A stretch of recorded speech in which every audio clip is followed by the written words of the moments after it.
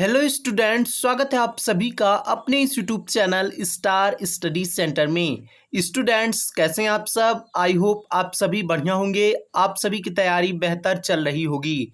आज के इस क्लास में हम सभी देखने वाले हैं पाठ्य पुस्तक रसायन विज्ञान में संकलित अध्याय, जिसका की नाम है कार्बनिक रसायन के मूलभूत सिद्धांत। उस पर आधारित कुछ महत्वपूर्ण बहुविकल्पीय प्रश्न। तो बने रहिए भैया क्लास में एंड तक। चलिए क्लास को शुरू करते हैं। सबसे पहला प्रश्न है आप सभी की स्क्रीन पर। मुक्त मूलक इंग्लिश में बात करें तो फ्री रेडिकल्स का लक्षण नहीं होता है। चार ऑप्शन है इसके लिए। पहला है विद्युत उदासीनता, दूसरा है अनचुंबकीय इंग्लिश में बात करें तो पैरामैग्नेटिक गुण, तीसरा है अयुग्मित इलेक्ट्रॉन की उपस्थिति और चौथा है हेटेरोलिटिक विदलन से बनना। इस प्रश्न का सही उत्तर हो जाएगा हेटेरोलिटिक विदलन से बनना। यह मुक्त मूलक फ्री रेडिकल्स का लक्षण नहीं होता है। आपको बता दें मुक्त मूलक के विषय में, तो मुक्त मूलक विद्युत उदासीन परमाणु या परमाणुओं का समूह होता है, जिसके ऊपर भैया क्या होता है, विषम इलेक्ट्रॉन या अयुग्मित अनपेयर्ड इलेक्ट्रॉन उपस्थित होता है।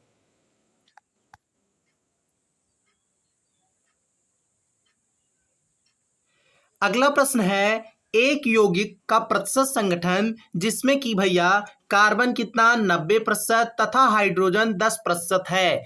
इस यौगिक का क्या पूछ रहा है, मूलानुपाती सूत्र इंफेरिकल फार्मूला होगा। आप सभी इस प्रश्न का सही उत्तर जब क्लास एंड हो जाएगा तो नीचे कमेंट बॉक्स में बताइएगा। चार ऑप्शन है इसके लिए। पहला है C8H10, दूसरा है C15H30, तीसरा है C15H20 और चौथा है C15H10। अगला प्रश्न है जेल्डॉन विधि जेल्डॉन मेथड में K2SO4 यानी पोटेशियम सल्फेट निम्नलिखित कारण से प्रयुक्त होता है। चार ऑप्शन है इसके लिए।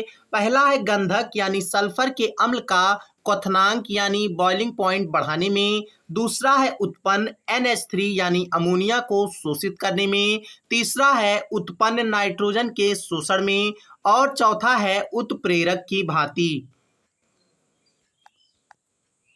इस प्रश्न का सही उत्तर हो जाएगा गंधक के अम्ल का क्वथनांक बॉइलिंग पॉइंट बढ़ाने में। जेल्डॉन विधि में, जेल्डॉन मेथड में पोटेशियम सल्फेट गंधक के अम्ल का क्वथनांक बढ़ाने में प्रयुक्त होता है।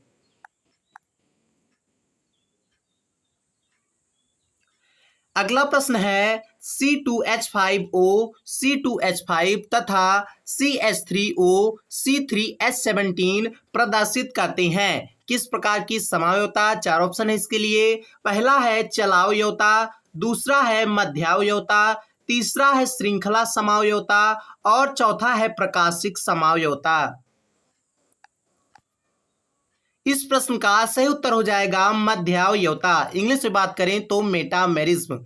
C2H5O, C2H5 तथा CH3O, C3H17 किस प्रकार की समयोता, मध्यावयोता, मेटामेरिज्म प्रदर्शित करते हैं। ऐसा क्यों भैया? क्योंकि इस यौगिक में मध्य में कौन सा समूह स्थित है, ईथर समूह स्थित है। और जिस यौगिक में भैया मध्य में ईथर समूह मौजूद होगा वहां पर किस प्रकार की समयोता, आइसोमेरिज्म होगी, मध्यावयोता, मेटामेरिज्म होगी। अगला प्रश्न है यौगिक CH3CH Br प्रदर्शित करता है किस प्रकार की समयोता। चार ऑप्शन है इसके लिए। पहला है चलावयोता, दूसरा है मध्यावयोता, तीसरा है श्रृंखला समावयोता और चौथा है प्रकाशिक समावयोता। आपको बता दें भैया ऑप्शन ए और ऑप्शन बी इस प्रश्न का सही उत्तर नहीं होगा। अब आप सभी लोग नीचे लाइव चैट में कमेंट कर बताइए कि इस प्रश्न का सही उत्तर क्या होगा। इस प्रश्न का भैया सही उत्तर हो जाएगा प्रकाशिक समावयोता। यौगिक CH3CH Br किस प्रकार की समयोता, प्रकाशिक समावयोता प्रदर्शित करता है।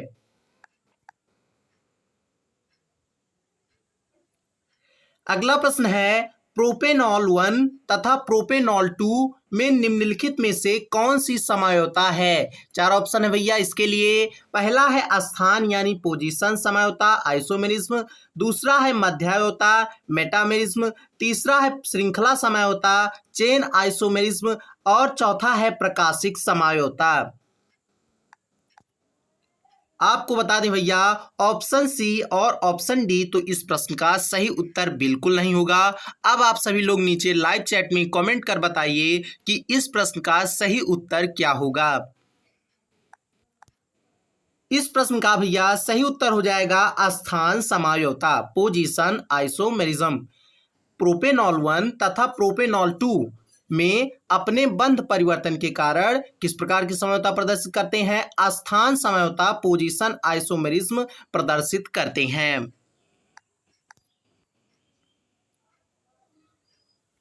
अगला प्रश्न है नाभिक स्नेही अभिकर्मक है। चार ऑप्शन है इसके लिए। पहला है निर्जल AlCl3, दूसरा है निर्जल ZnCl2, तीसरा है FeCl3 और चौथा है भैया C2H5O C2H5।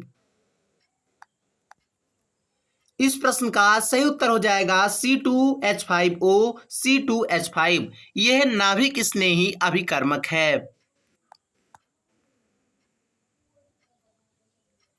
अगला प्रश्न है BF3 है। चार ऑप्शन है इसके लिए। पहला है उदासीन नाभिक स्नेही, दूसरा है उदासीन इलेक्ट्रॉन स्नेही, तीसरा है धनावेशित इलेक्ट्रॉन स्नेही और चौथा है भैया ऋण आवेशित नाभिक स्नेही।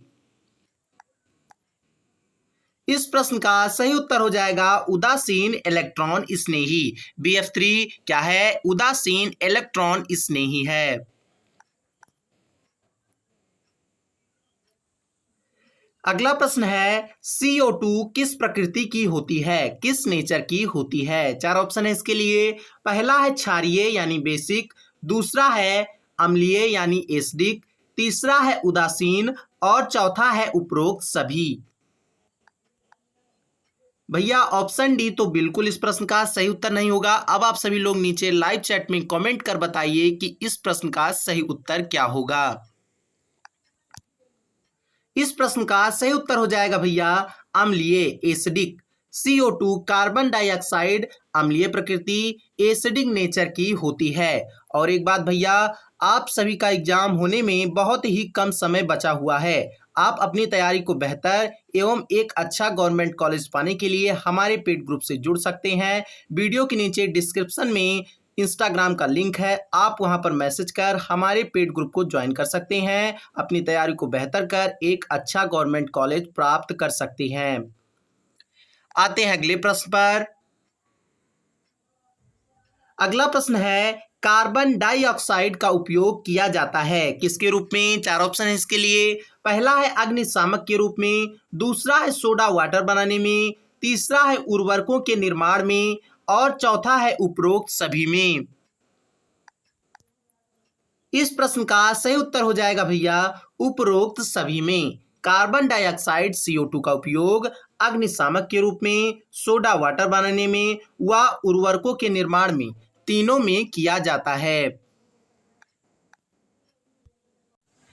अगला प्रश्न है सिलिकॉन का उपयोग किया जाता है। चार ऑप्शन है इसके लिए। पहला है ईंधन के रूप में, दूसरा है मंदक के रूप में, तीसरा है सौर सेल के निर्माण में और चौथा है उपरोक्त सभी।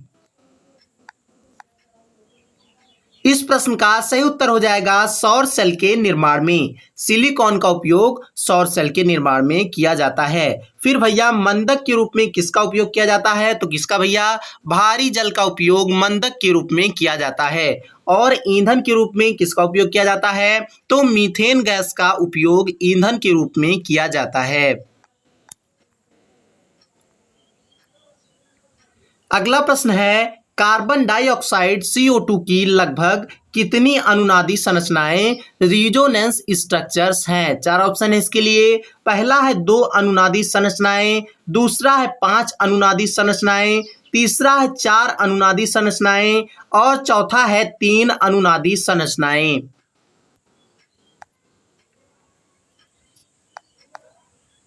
इस प्रश्न का सही उत्तर हो जाएगा 2 अनुनादी संरचनाएं। 2 रिजोनेंस स्ट्रक्चर्स। कार्बन डाइऑक्साइड की लगभग कितनी 2 अनुनादी संरचनाएं हैं।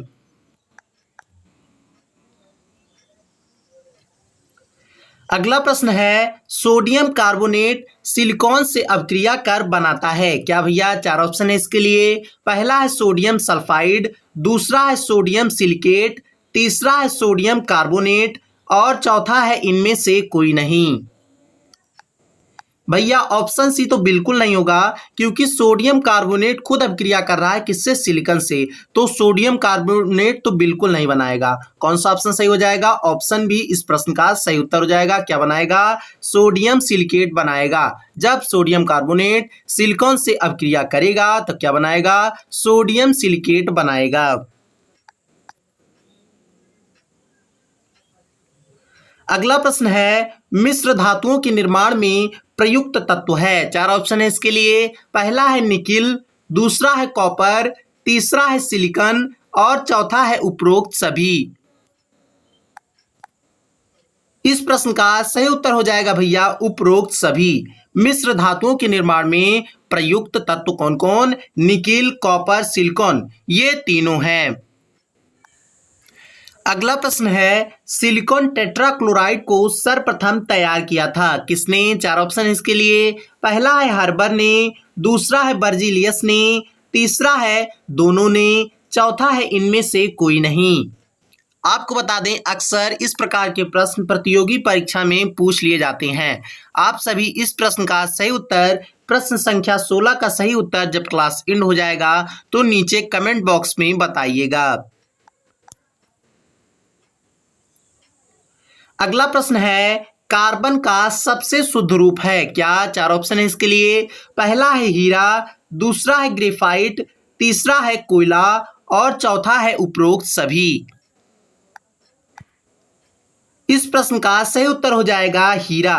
कार्बन का सबसे शुद्ध रूप है। आपको बता दें यहीं पर आपसे एक प्रश्न और पूछ सकता है कि पृथ्वी पर मौजूद सबसे कठोर पदार्थ है, तो क्या भैया? हीरा। और एक इंटरेस्टिंग चीज आपको बता दें यहाँ पर कि ग्रेफाइट अधातु होते हुए भी विद्युत का चालन करता है।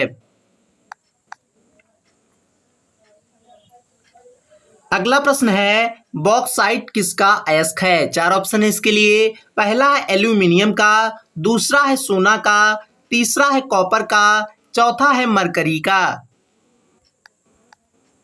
इस प्रश्न का सही उत्तर हो जाएगा एल्यूमिनियम का। बॉक्साइट किसका अयस्क? एल्यूमिनियम तत्व का अयस्क है। आपको बता दें यहीं पर आपसे प्रश्न पूछ ले क्या मरकरी यानी पारा Hg का अयस्क है, तो वहां पे आपको एक ऑप्शन देखने को मिलेगा क्या? सिनेबार, और वही ऑप्शन सही होगा।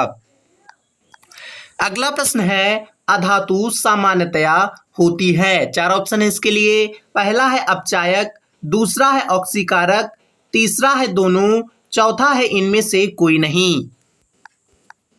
ऑप्शन सी भैया तो बिल्कुल नहीं होगा, क्योंकि अधातु सामान्यतया अपचायक व ऑक्सीकारक दोनों तो हो नहीं सकती। अब आप सभी लोग नीचे लाइव चैट में कमेंट कर बताइए इस प्रश्न का सही उत्तर क्या होगा। इस प्रश्न का सही उत्तर हो जाएगा ऑक्सीकारक। अधातु सामान्यतया क्या ऑक्सीकारक होती है। अगला प्रश्न है उसी से रिलेटेड अधातु नॉन मेटल के ऑक्सीकारक होते हैं कैसे? 4 ऑप्शन इसके लिए। पहला है उदासीन, दूसरा है अम्लीय, तीसरा है क्षारीय, चौथा है इनमें से कोई नहीं। इस प्रश्न का सही उत्तर हो जाएगा अम्लीय, एसिडिक।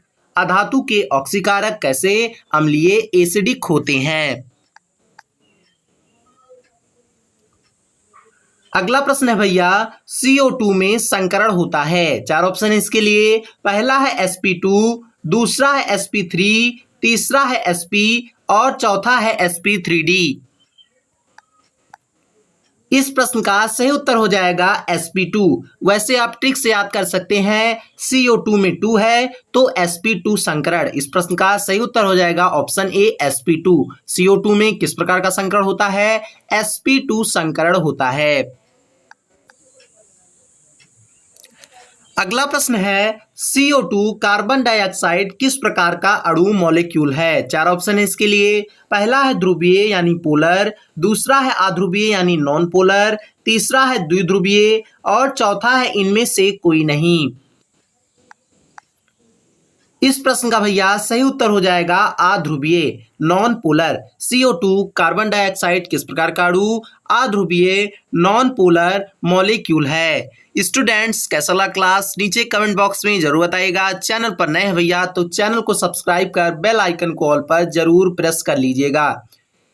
बेल आइकन को दबाना बिल्कुल मत भूलिएगा ताकि नोटिफिकेशंस के माध्यम से हमारी सारी वीडियोस आप तक पहुंचती रहें। एक बार फिर से मैं आपको बता दूं, अपनी तैयारी को बेहतर एक एवं अच्छा गवर्नमेंट कॉलेज पाने के लिए आप हमारे पेड ग्रुप से जुड़ सकते हैं। वीडियो के नीचे इंस्टाग्राम का लिंक है, आप वहां पर जाकर मैसेज कर हमारे पेड ग्रुप को ज्वाइन कर सकते हैं, एक अच्छा गवर्नमेंट कॉलेज पा सकते हैं।